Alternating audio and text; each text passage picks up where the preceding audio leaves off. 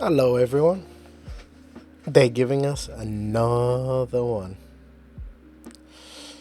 Look at that beautiful man. Hey, it's like my bad, but oh, wrong side.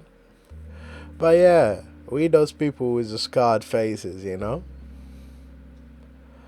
But Dricus looks like he's been through some trouble as well. Hello and welcome back. I'm doing this one a little bit early because even a broken clock sort of right twice a day. We got the great Du Plessis, the man that I thought was gonna lose every freaking fight I watch, and everyone says he makes no sense, but we got him, and he's ours, and he is here to stay, and he is antagonizing. This dude talks shit like nobody else, and he just goes directly for the jugular. Alrighty. Um, Anyhow, on other news, it's a beautiful day in Sydney, and it's a little bit rainy, but it's all good. So shout out to whoever watches this. Shout out to all of y'all. All right, let's have a look. Now this is a loaded fight card. First off, we got the fantastic, the amazing Mr. Edson Barbosa. If we go back a little bit, there he is. This dude is immaculate. Not many people are in the same shape, and as you can see, we got 15 days, 2 hours, and 9 seconds, and I cannot wait. And our first fight, the first one we get, is a Terriatum Destroyer. Is a man that probably the fittest man in the UFC at some point, if not, but not from a cardio point of view. From a strength point of view, from an explosive point of view, the dude is just a problem. And he goes against the car close. How does that look like? The car is is he's okay all around. If you see his record compared to Edson, they're completely different people. Uh, it depends on who shows up, I think. If we go, clicking on the wrong screen. If we go and just look at their stats, Edson hasn't won a fight since 2023, and it was against Sadiq Yusuf.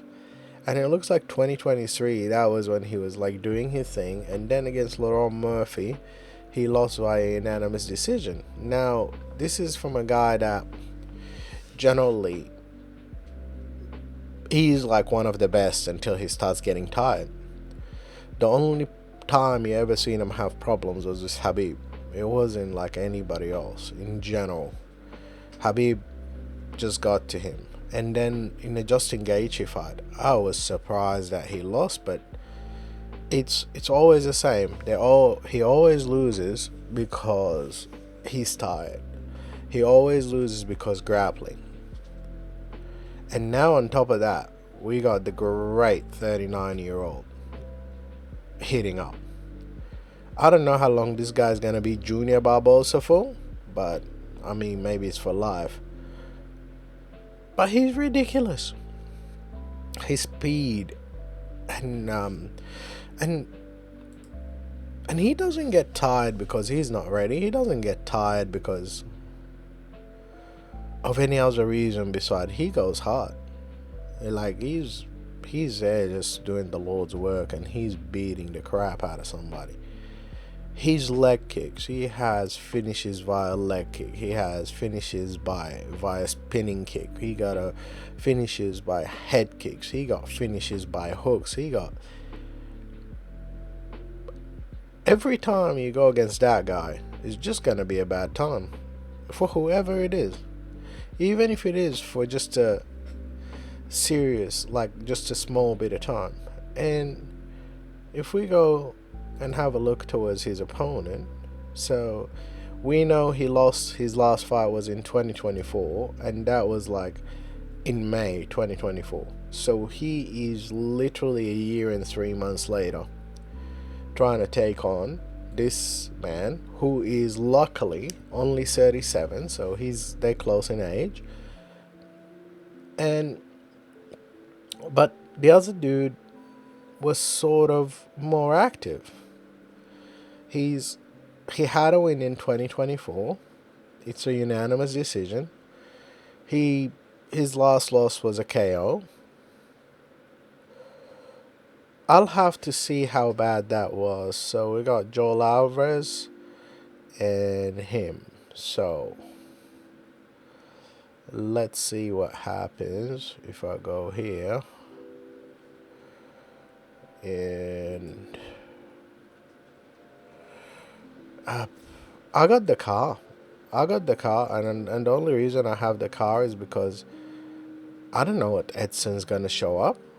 I think they're both coming off a loss, but Edson lost via unanimous decision. I have to rewatch the fight. I don't know. All I'm saying, it's gonna be great. Now we got like this guy. This guy is a grower. He's not a shower, man.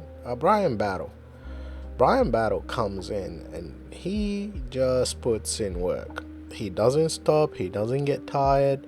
He's like very underrated. And you don't think he's gonna win, but now he's got this like weird confidence, and you hear him speaking to people, but yeah, he wins via murder. What is the story there though? They both got 2 fight winning streaks, so they gotta fight. Whoop-de-woo. The last guy lost to Akeem Buckley via unanimous decision, and he won against Dustin.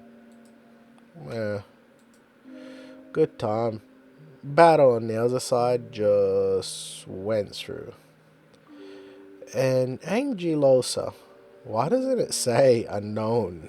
What happened in there? I guess it wasn't. There was no results out. JJ Aldrich. JJ wins, I guess, but only because that's the name we know. Do you guys like? In this kind of video, do you guys actually care what the prelims are like? I feel like it has to have the right person. Then we got Bobby Green and Diego Ferreira. I got Bobby Green, Gerald Merchard. No, Michael Olzachik. Jessica Andrade is still fighting, but probably Lupi is gonna get her. I think she's getting old. Chase Hooper for president. This is the Ben Askren's son, and he is amazing. Let's get into the meat and potato of this, because I am the fudge. Why can't I see the card? Bear with me. I am. Let's see. UFC.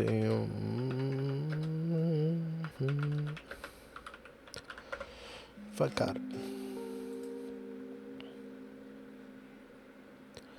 VIP experience. Alrighty. Well, we got Tim Elliott starting it. Tim Elliott for president. Tim's gonna just go through Kai. I don't know what Kai's doing. What's he's doing there? The second fight, we got Michael Venom Cage versus Jared Cannonier. This is where the card starts for me, right? We got Michael Venom Page. This is the fucking karate master. This guy closes distance like no other. He sets traps like no other. And if you do not take him down, I don't care who you are, he's going to be up. So why is he fighting Jared though? I think he's fighting Jared because it gets him closer to the title picture. He is ranked number 15. It's probably because he's British. There's no way he's number 15 in the world. Anybody that is not paying attention, anybody that didn't do that, what is he doing? I think at this point, I find myself speculating about his hairline a little bit. Let's see what he did. Alright. We're not gonna worry about cookies at the moment.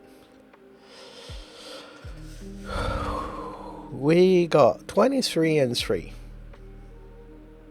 from England, 170 pounds. His matchup, Jared Cannonier, is 185 pounds. Now, if you, I don't know what pounds are, but if you know Jared Cannonier, this guy came from heavyweight all the way down to like welterweight, and he just kept the power. So it's like you're fighting like a heavyweight. Okay. At what point does weight come in? Like at what point does it not matter how much the other person weighs? I think the only time it doesn't matter when the bigger person has mobility issue because of their size.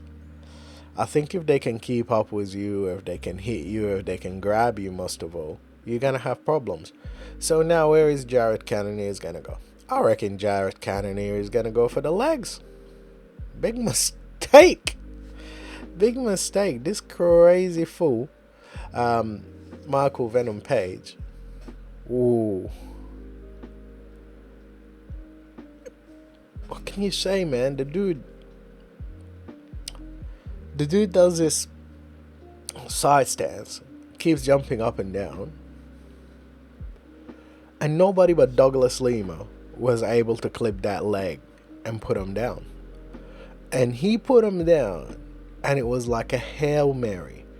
After he kicked him, he just went after him. Now, could Jared just go ahead and start doing a little bit of boxing? I mean, his best feature is his boxing to a certain extent. Bear with me for a second. Let's see.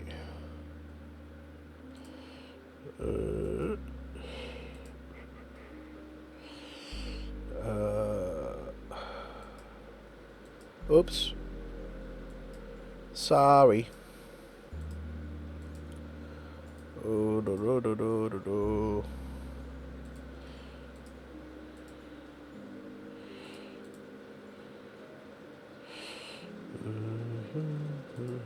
Haha. We found it. Yep. Hopefully I'll find out and I get rid of it after. So. What in the world?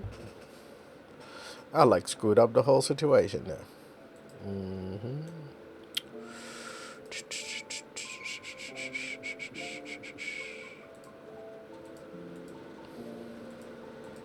So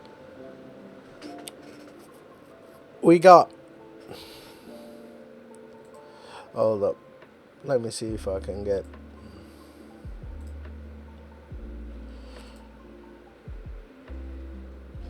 Maybe that's a little bit better. All right. So how does, let's put that. Hey, all right. So how does Michael Venom Page get this? Michael Venom Page get this done by. To be honest, for a guy as amazing as he is, I think his best skill is his punching. He's just straight punches. It's nice and simple, and he just closes that distance like no other. He creates crashes better than anybody else probably in the UFC. He sets up traps and he just explodes through. He fought this guy called Cyborg. I think he was a fighter. Maybe the fight was at Bellator, but I remember Cyborg from somewhere else. Cyborg has been fighting forever, so he's not like a pushover in any way, shape, or form. He's experienced, he's good, he's fast, all of that nonsense. This crazy dude, he dented the dude's skull, like he messed him up. He hit him so hard that his skull caved in. And now he gets to fight Jared. So Jared goes for the legs. Jared has nice, good straight. I think the only way Jared wins this, and I'm gonna just be blunt about it a little bit. The only way Jared wins this is via his camps. He got, I think, John Crouch in his corner, and that dude is amazing. Let's see how they won. So 61. Oh, the fact that Jared Cannonier has a bigger, like a higher percentage, less fights. I guess that's probably why. It's just because he has less fight. Who would have thought that Michael Venom Page has more MMA fights than Jared Cannonier? That's insane. Michael Venom Page is taller, which is Jared Cannonier. To be honest, he's like 5'11", but I didn't see him that short in anything. Submissions. Michael Venom Page submissions percentage is higher than Jared Cannonier. What is going on? Significant strikes. Michael Venom Page, it's like literally quality over quantity. I think he hits hard. He doesn't hit that often, and generally he gets people tired just by feinting.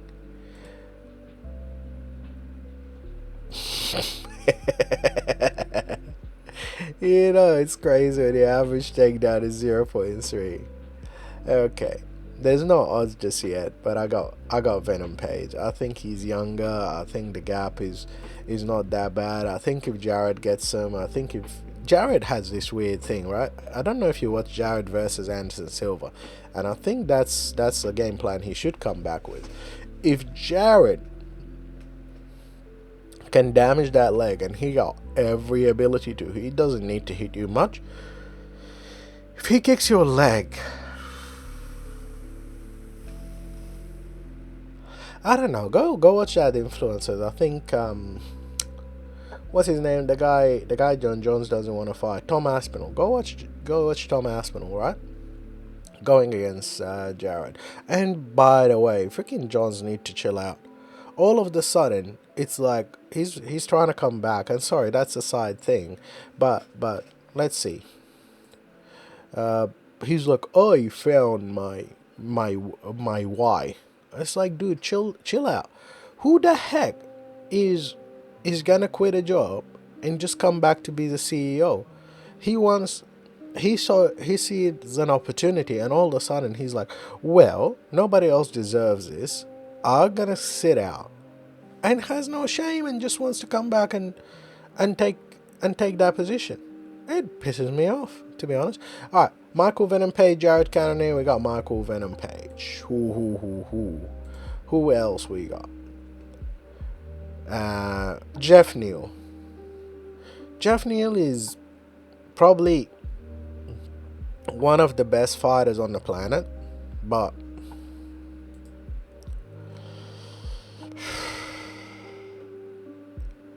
I don't know. He shows up, he wins. He doesn't show up, he doesn't win. Here you go. I'll have a look at his stuff. I really can't care anymore. This guy hurts my feelings. That Carlos Prates guy, he is scary. We got Aaron Pico. Aaron Pico is like Alan Pico's odds like record is 0-0-0. Alan Pico obviously is not 0-0-0. Aaron Pico comes from I believe it was Bellator. Aaron Pico is one of the probably the best wrestling hopefuls in America at some point, at least from what I hear. Aaron Pico has great boxing. Aaron Pico has great wrestling. Aaron Pico is just one of those people that doesn't show up. And as you see, he's like a hidden character on this page. But he's gonna be awesome. He's been awesome, and he's gonna whoop ass when he comes in. And we can't hate on him. Now, what is the problem with Aaron Pico? I don't know. He's too humble, in my opinion. He just needs to figure out why the heck he's fighting these guys, and he just needs to do it and stick to the game plan. He can beat so many people. Now, here we go. We got balls. versus Du Plessis, and Du Plessis is going against him like crazy. He is talking so much smack, and he believes that he can beat Khamzat, and Khamzat believes that nobody can beat him. And Khamzat has this like weird thing where he's insanely strong. You can't say nothing but genetically gifted. He has this ability that he just grabs you, and all your life choices become apparent at that point. He would beat the bejeebies out of you. And I'm sorry. I don't know what to do about it. He doesn't know what to do about it. He'll mess you up. But obviously, he looks like he gets tired. But I don't believe it. I don't think he does. I think he just looks it. I think it doesn't matter if he's tired. We saw him in that Gilbert Burns fight. And he's awkward. Honestly think he's a bit like on the spectrum like the rest of us a little bit. His grappling is outstanding. So does Du Plessis. Du Plessis will make a deal with you and he will stick to it. He made a deal that he will stand with Sean Strickland. And he's a builder, right? The whole fight, you watch it from start to finish, dude just starts becoming a like it's a sequence. He just throws stuff, right? He keeps throwing stuff. And then what works, he keeps doing. Okay. I sound very much idiotic when I say that. I completely understand what I sound like when I say that dumb shit. But what he's doing,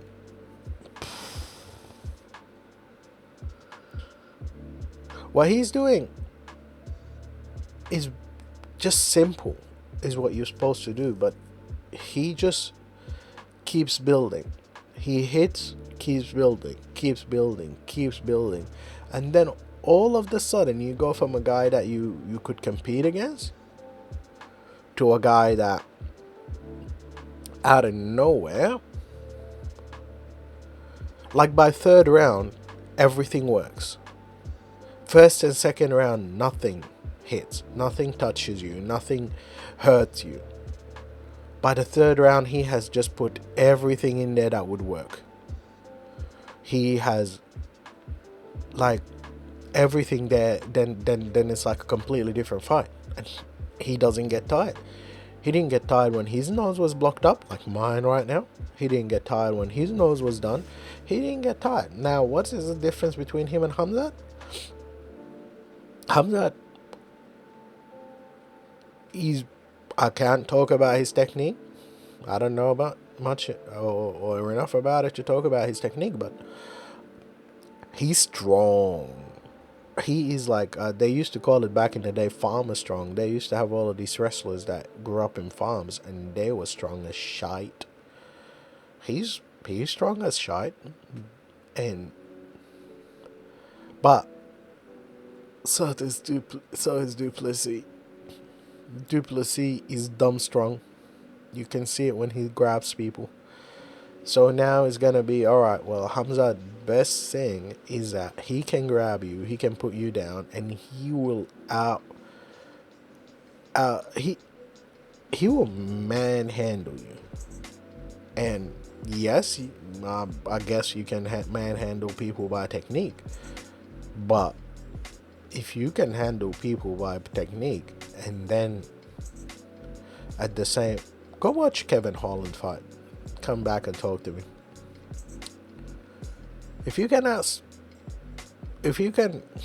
out technique someone and also be stronger, significantly stronger than them, and now you got all of that technique multiplying your strength, and you're not being explosive because you're in a position where you got someone and you're putting them down, and then you can simply just push their defenses away and beat the bejeebies out of them, put them in compromising position, be heavy, be strong, and last, and be significantly stronger than them. Everybody says it, like when they fight like Habib's and them.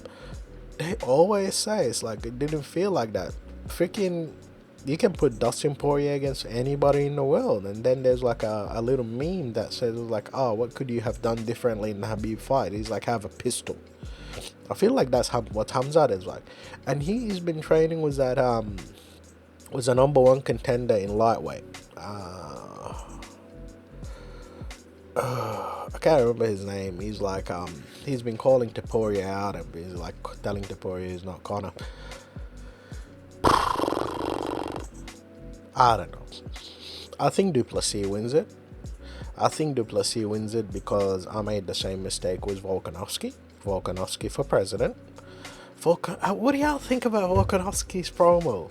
Hold up. We gotta see Old Man Volk before we get out of here. I think we can use that video. Excuse my stuff.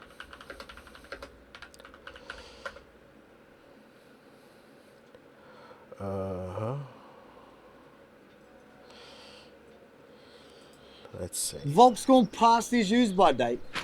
I saw one off-past the source and the world goes crazy. Ridiculous.